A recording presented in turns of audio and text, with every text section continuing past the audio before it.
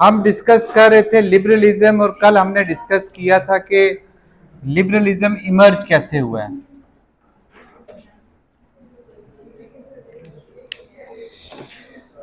हमने डिस्कस किया था कि लिबरलिज्म बेसिकली उस वक्त की सोशल, पॉलिटिकल, रिलीजियस, इकोनॉमिक जो कंडीशंस थी उनके खिलाफ एक रिएक्शन था।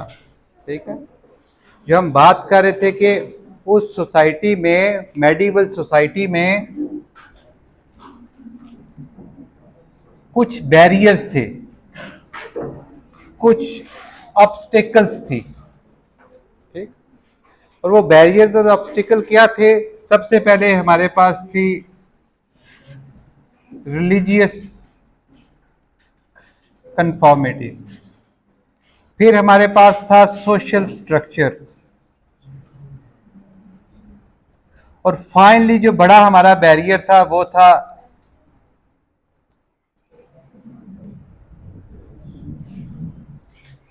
Absolute government.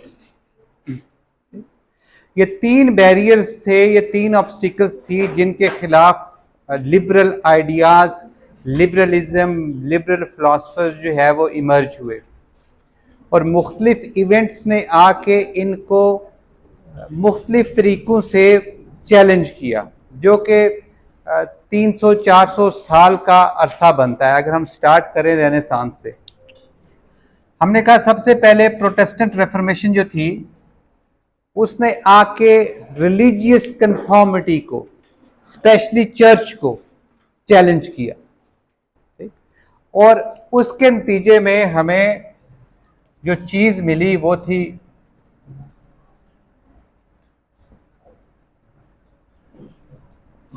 Religious toleration.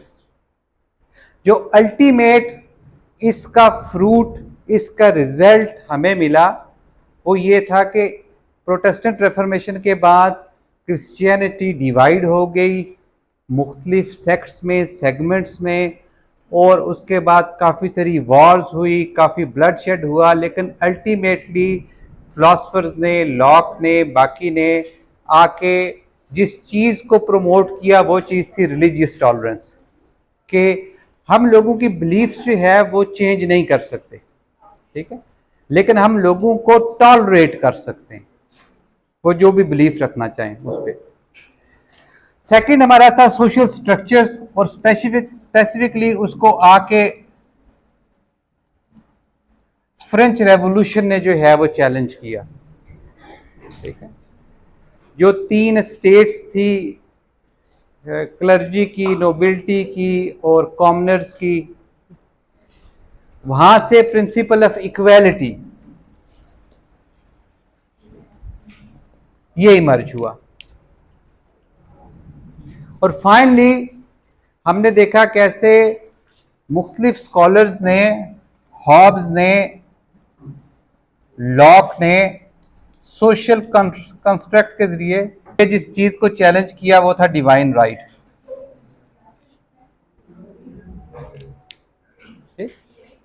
और ये फिलोसॉफिकल इस डेवलपमेंट के साथ इसका जो इवेंट है जो हमें नजर आता है वो अमेरिकन रेवोल्यूशन है।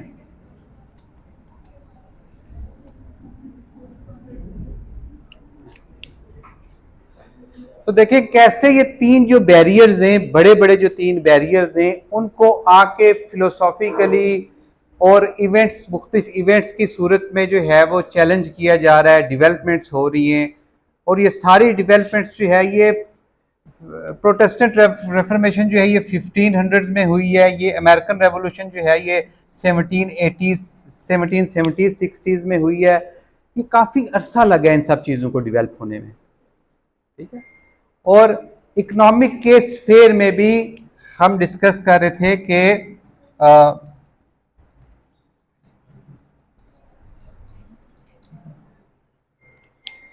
रिलीजियसली बैरियर्स हटाए, सोशली बैरियर्स हटे, पॉलिटिकली बैरियर्स हटे, और इकोनॉमिकली, इकोनॉमिक स्फेयर में स्पेशली जब मर्केंटलिस्टिक इकोनॉमी एग्जिस्ट कर रही थी, स्टेट सेंट्रिक इकोनॉमी एग्जिस्ट कर रही थी, तो कैसे लिबरल आइडियाज ने और स्कॉलर्स जैसे एडम स्मिथ जैसे स्कॉलर्स ने आके इकोनॉमी को लिबरेट किया।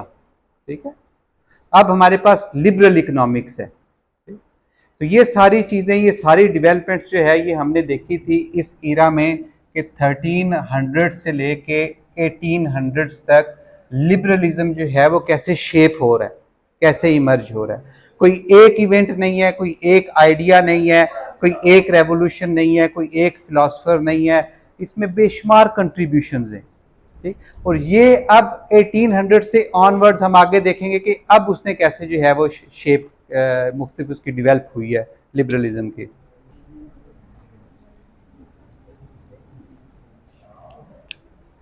तो 19th सेंचुरी में लिबरलिज्म एक रेवोल्यूशनरी फोर्स रही है। ठीक, उस रेवोल्यूशनरी फोर्स ने, उस आइडियाज ने, आइडियोलॉजी ने स्पेशली स्पेनिश कॉलोनीज को साउथ अमेरिका में इंस्पायर किया है वॉर ऑफ इंडिपेंडेंस के लिए। जो स्पेनिश कॉलोनीज थी, और उसके साथ साथ फ्रांस में हमें एक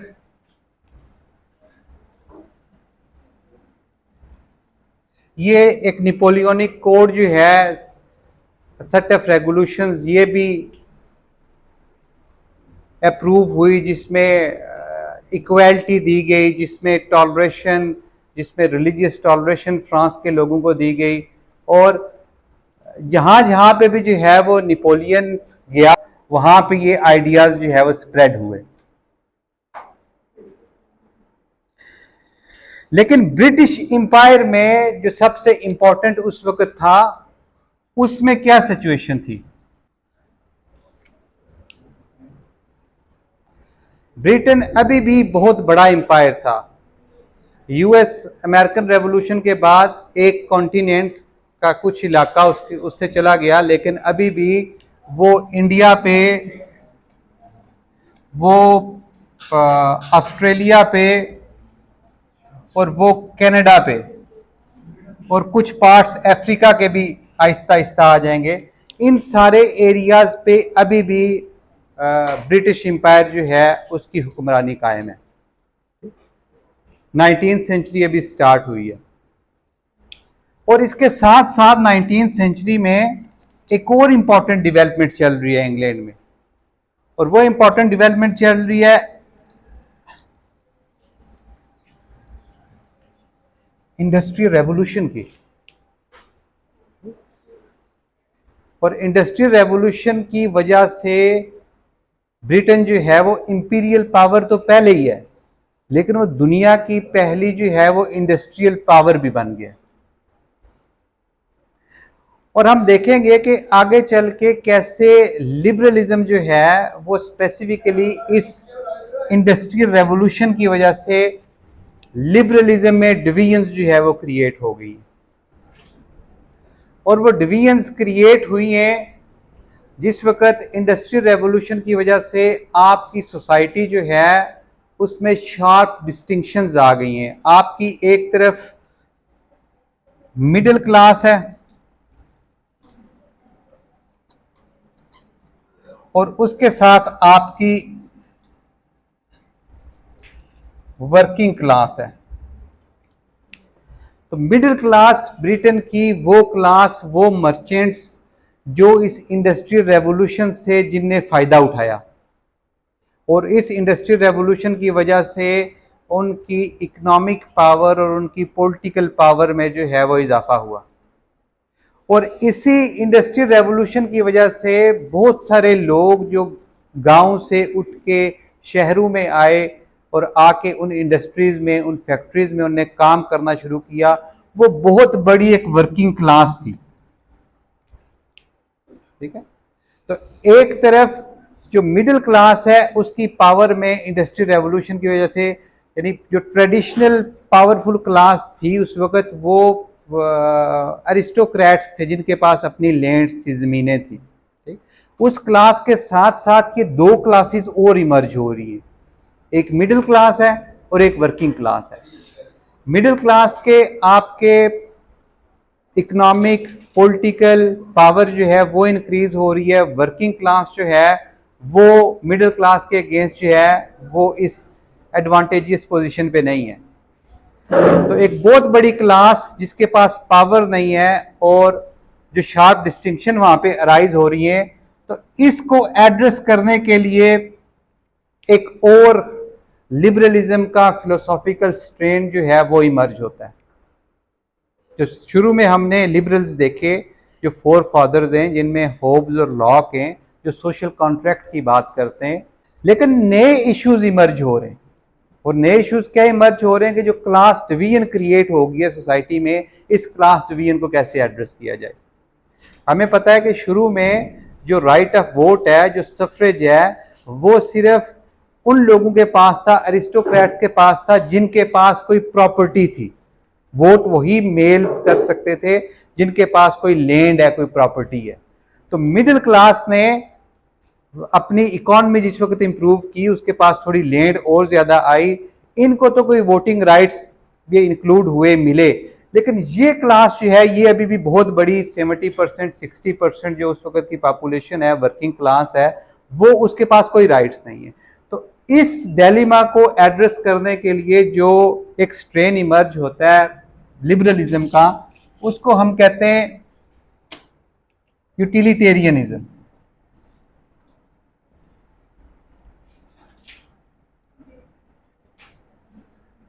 जिसमें सबसे पहले बेंथम है, जेरमी बेंथम, स्टुअर्ट मिल्स, ये तीन नाम है बड़े यूटिलिटेरियनिज्म। यूटिलिटेरियनिज्म इमर्ज क्यों हुआ? यूटिलिटेरियनिज्म इसलिए इमर्ज हुआ कि जो सोसाइटी में इतनी डिफरेंसेस क्रिएट हो गई हैं, इतनी बड़ी एक क्लास जो है वो डिसएडवांटेजियस है, उसको कैसे लिबरलिज्म के उस दायरे में लाया जाए, उनको कैसे बेनिफिट्स पहुंचाए जाए। तो सबसे बड़ा असूल जो यूटिलिटेरियनिज्म का था वो था यूटिलिटी का। यूटिलिटी का मतलब ये है कि वो काम जिससे इंसान को फायदा हो। ठीक है, कोई चीज गुड और बैड क्यों होती है? कोई चीज गुड और बैड स्टेट ऑफ नेचर की वजह से नहीं होती। जिस तरह पुराने फिलोसफर्स अपना आर्गूमेंट किसी चीज को जस्टिफाई करने के लिए हमें स्टेट ऑफ नेचर में लेके जाते थे। ठीक है, तो ये कहते हैं कि स्टेट ऑफ नेचर में इतने दूर जाने की जरूरत नहीं है, सिंपली ये देख लो कि उस चीज की यूटिलिटी क्या है, उस चीज का फायदा क्या है, उस चीज का नुकसान क्या है। और फायदा नुकसान ये मेजर करते हैं पेन और प्लेयर में। अगर कोई चीज इंसानों को प्लेयर दे रही है, उनको खुशी दे रही है, तो वो उसकी यूटिलिटी है। अगर कोई चीज इंसानों को खुशी नहीं दे रही तो उसकी यूटिलिटी नहीं है। तो एक तरफ पेन है, एक तरफ प्लेयर है। वर्किंग क्लास के लिए भी पेन है। ठीक है, तो वर्किंग क्लास के लिए या गवर्नमेंट के लिए जो यूटिलिटेरियन सजेस्ट करते हैं वो ये करते हैं कि सबसे पहले आप जो है पूरी सोसाइटी जो है उसको आप फ्री छोड़ दो, इंटरवीन ना करो। और सेकेंडली आप क्या करो, आप जो है वो उनको काउंट करो। ठीक है, कि maximum greatest happiness of greatest number, ये यूटिलिटेरियनिज्म का स्लोगन है। तो greatest happiness greatest number, society के जो ज्यादा लोग हैं उनको एग्रीगेट ज्यादा हैप्पीनेस मिलनी चाहिए, वो ज्यादा उनको प्लेजर मिलना चाहिए। वो प्लेजर उन्होंने कैसे सजेस्ट किया, कैसे मिले? कि उनको काउंट करो, उनको वोटिंग राइट दो, यूनिवर्सल सफरेज। ठीक है, ताकि ये जिस वक्त कोई लॉ बने, कुछ हो गवर्नमेंट में, ये वोट कर सकें, इनकी से हो, इनकी प्रोटेक्शन हो। ठीक है, इसको प्रोटेक्शनिस्ट थ्योरी भी कहते हैं कि इंडिविजुअल अपने आप को प्रोटेक्ट कैसे करे किसी हार्म से, कि उसके पास वोटिंग का राइट हो, वो जो चीज उसे पसंद नहीं है उस पर वोट ना करे। ठीक, लेकिन आगे चल के इसमें the greatest happiness of greatest number में इशू ये क्रिएट हो गया कि ग्रेटेस्ट हैप्पीनेस की जिस वक्त आप बात करते हो ग्रेटेस्ट नंबर की, तो वो जाके एक बहुत बड़ा मसला क्रिएट कर देती है, टायरनी ऑफ मेजॉरिटी।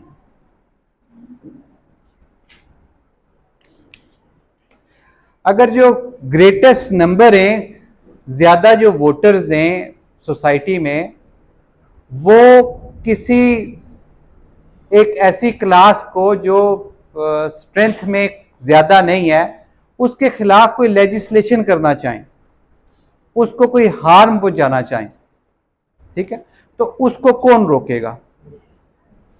हमने तो कहा कि हमें ग्रेटेस्ट हैप्पीनेस चाहिए ग्रेटेस्ट नंबर की। 100 मेंबर्स हैं सोसाइटी में, हमें 80 मेंबर्स की जो है वो हैप्पीनेस ज्यादा चाहिए।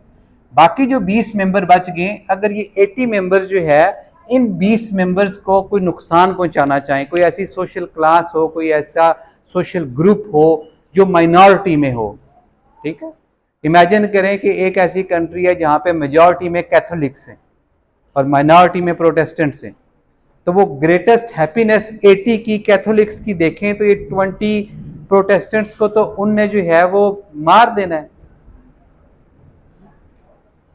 तो यहां पे जो जेएस मिल्स है उसका बड़ा इंपॉर्टेंट कंट्रीब्यूशन है, उसने आके इस टायरनी ऑफ मेजॉरिटी से बचने के लिए हमें हार्म प्रिंसिपल दिया।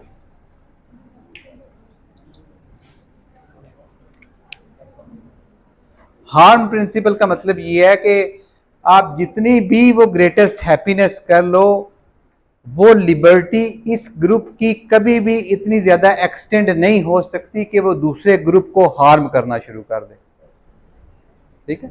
तो ये एक तरह से सेफ गार्ड है, बैरियर है लिबर्टी पे, फ्रीडम पे, कि ग्रेटेस्ट हैप्पीनेस हमें चाहिए, सबको हमने वोटिंग राइट देने, लेकिन वो वोटिंग राइट कभी भी जो है वो उनको यूज नहीं किया जा सकता कि आप किसी को हार्म कर सको।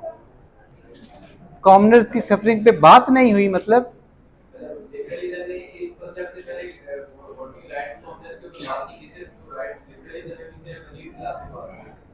शुरू में लिबरल, जिस वक्त हम आगे जाके देखेंगे लिबरल लिमिटेशंस जो हैं हम इसी में ही डिस्कस कर लेते हैं। यानी लिबरलिज्म पहले दिन से यूनिवर्सल राइट्स लेके नहीं आया, ठीक है। ऐसा नहीं है कि पहले दिन से उसने कह दिया कि सब इंसान बराबर हैं, हालांकि वो इंडिविजुअल की बात करता है, तो उसने कह दिया सब इंडिविजुअल बराबर हैं और उस इंडिविजुअल में मर्द भी आते हैं, खवातीन भी आती हैं, बच्चे भी आते हैं, माइनॉरिटी भी आती है, ब्लैक्स भी आते हैं, स्लेव्स भी आते हैं, ऐसा नहीं था, ठीक है। वो जिस वक्त इंडिविजुअल की बात करता था तो शुरू में उसके जहन में सिर्फ जो है वो एडल्ट मेल विद प्रॉपर्टी, सिर्फ इनकी बात करता था, ठीक। तो यहां से एडल्ट मेल, कौन से मेल? एरिस्टोक्रेट्स जिनकी प्रॉपर्टी है। उधर से फिर हमने देखा कैसे मिडिल क्लास को भी वोट राइट्स मिलना शुरू हुए और मिडिल क्लास से फिर वर्किंग क्लास को। तो लिबरलिज्म बेसिकली एक डिबेट है कि आपके राइट्स जो है, जो आप जिसकी आप बात करें इंडिविजुअल की, वो एक्सटेंड कैसे हो रहे हैं, वो एक ग्रुप से दूसरे ग्रुप की तरफ कैसे जा रहे हैं। तो जो मुख्तलिफ फिलोसफर्स आ रहे हैं लिबरल ट्रेडिशन में, वो इन राइट्स को एक्सटेंड कर रहे हैं। वो कह रहे हैं कि इंडिविजुअल ह्यूमंस में सब क्लासेस आती हैं, सब ग्रुप्स आते हैं, सब लोग आते हैं, ठीक। तो आहिस्ता आहिस्ता ये वोटिंग राइट्स जो है ये जाके फिर जिसको यूनिवर्सल सफरेज है वो सबको मिल जाएंगे, सब एडल्ट्स को मिल जाएंगे। यूटिलिटेरियनिज्म खुद, अब जो इसके फिलोसफर्स हैं, अगर आप देखें जेएस मिल्स और इसका फादर, वो खुद ईस्ट इंडिया कंपनी में मुलाजिम थे, ठीक है। वो यूनिवर्सल सफरेज की बात कर रहे हैं, लेकिन अगर आप उनको डिटेल में पढ़ेंगे तो आपको नजर आएगा कि वो ये कह रहे होंगे कि लिबर्टी, इक्वालिटी, डेमोक्रेसी सिर्फ सिविलाइज्ड लोगों को सूट करती है। तो जितने भी ये राइट्स की बात कर रहे हैं ये बेसिकली उस वेस्टर्न सोसाइटी के अंदर बात कर रहे हैं। जो कॉलोनीज थी उसको कभी जीएस मिल्स ने जो है वो लिबर्टी या राइट्स या डेमोक्रेसी देने की बात नहीं की। क्यों नहीं की? कि वो अभी सिविलाइज्ड नहीं हुए, वो इस काबिल नहीं है कि इस लिबर्टी के, डेमोक्रेसी के फ्रूट को समझ सकें। ठीक है, वो बंदर की आंख में माचिस देने वाली बात है कि जिस वक्त ऐसे लोग जो इखलाकी तौर पे, मॉरली तौर पे, इंटेलेक्चुअली डिवेल्प नहीं होते, उनको आप जिस वक्त आज़ादी देते हो तो वो आज़ादी का गलत इस्तेमाल करते हैं। ठीक है, वो फिर मेजॉरिटी बन जाती है, टायरनी बन जाती है। ठीक है, मेजॉरिटी की। तो लिबरलिज्म जो है वो खुद कंट्राडिक्शन से पाक नहीं है। यूटिलिटेरियनिज्म खुद लिबरलिज्म की ही एक जो है वो एप्लीकेशन है, उसका एक वर्जन है। ये भी पाक नहीं है इस चीज़ से। ठीक है, इसके अपने फिलासफर्स जो हैं, इनके अपने, अक्सर जो लिबरल हम फिलासफर्स पढ़ते हैं वो यूनिवर्सल सफरेज के शायद खिलाफ थे, उनके पास स्लेव्स थे। तो इस तरह की बेशुमार इलिबरल प्रैक्टिसेस में वो इन्वॉल्व थे, लेकिन अपने टाइम के लिहाज से वो लिबरल थे। ठीक है, उस टाइम में इतनी बात करना भी बहुत बड़ी बात थी।